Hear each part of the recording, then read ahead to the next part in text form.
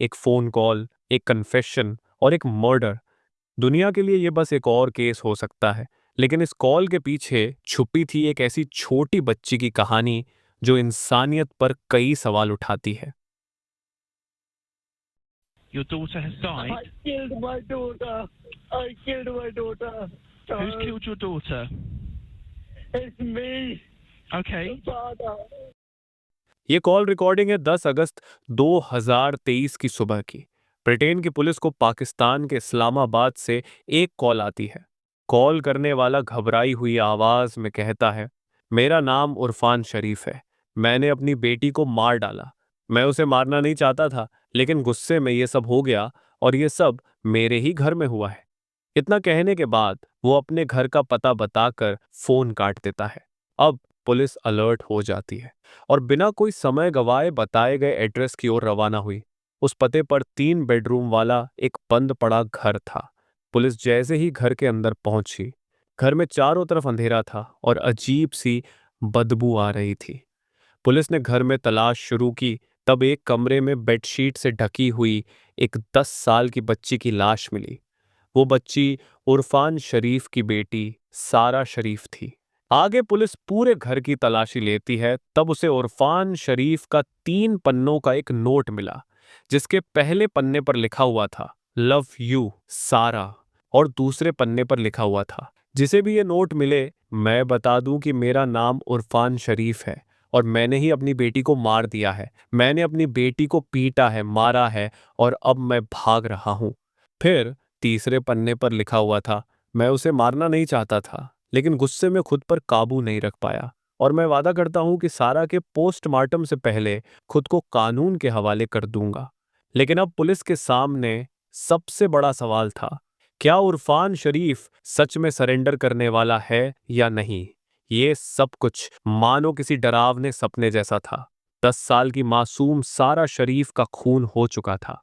इस कहानी की शुरुआत साल 2001 से होती है, जब उरफान शरीफ काम की तलाश में पाकिस्तान से ब्रिटेन आया। ब्रिटेन आने के बाद उरफान ने टैक्सी ड्राइवर के रूप में अपना काम शुरू किया। धीरे धीरे उसने अपनी जिंदगी को बेहतर बनाया और आखिरकार 2009 में ओल्गा नाम की लड़की से शादी कर ली।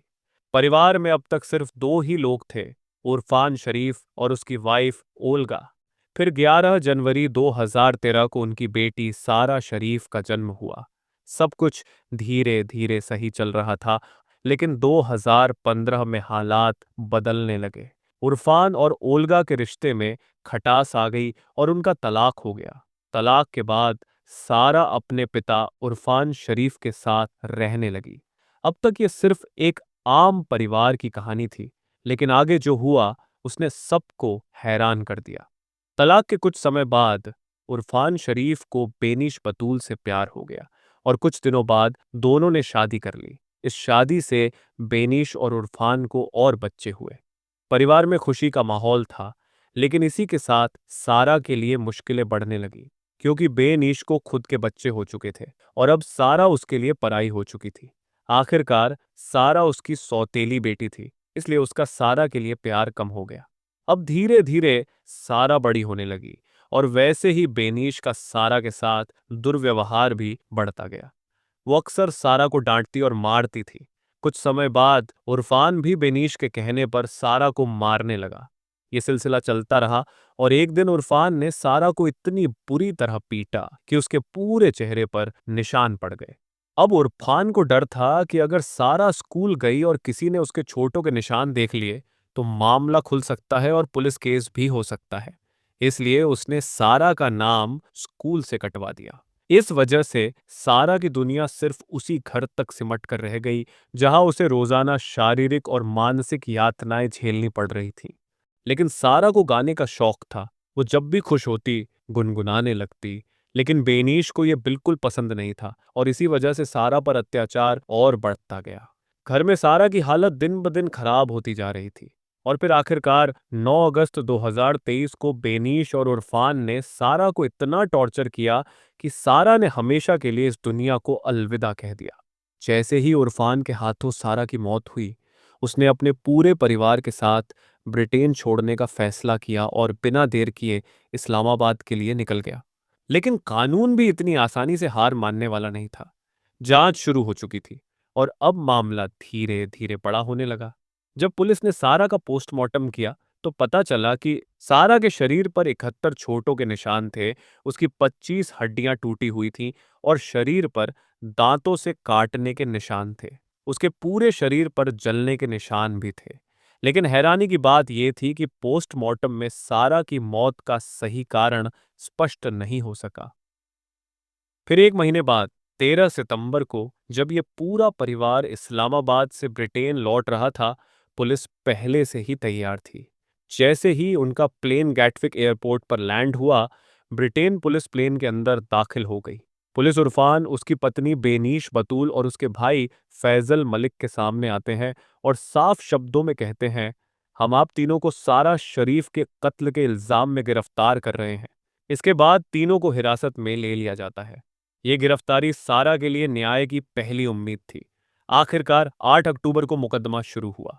अदालत में सारा की फोरेंसिक रिपोर्ट पेश की गई। लेकिन शुरुआत में उरफान शरीफ, बेनीश बतूल और फैजल मलिक ने पूरी तरह चुप्पी साध ली। कोई भी कुछ बताने के लिए तैयार नहीं था। लेकिन जैसे जैसे सबूत अदालत में पेश होते गए, सच बाहर आने लगा। फिर अचानक उरफान कोर्ट में रोने लगा और कहा, मैं अपने जुर्म कबूल करता हूँ। मैंने अपनी बेटी सारा का मर्डर किया है। मैं उसे कभी कभी बैट से मारता था और मैंने उसे बहुत टॉर्चर किया है, लेकिन मैंने उसे कभी जलाया नहीं और न ही दांतों से काटा। उरफान के बयान के मुताबिक घर से वो बैट और लोहे की रॉड बरामद की गई जिन पर खून के निशान थे। पुलिस का मानना है कि सारा के शरीर पर जो 25 फ्रैक्चर थे, वे शायद इसी रॉड और बैट से मारने की वजह से हुए होंगे। आगे बेनीश से पूछताछ की गई। तब सबके सामने यह सच आया कि सारा को बेनीश ने ही काटा था और आयरन से जलाया भी था। फिर आखिरकार 17 दिसंबर को अदालत ने अपना फैसला सुनाया। कोर्ट ने उरफान शरीफ और बेनीश बतूल को सारा के कत्ल के जुर्म में उम्र कैद की सजा सुनाई।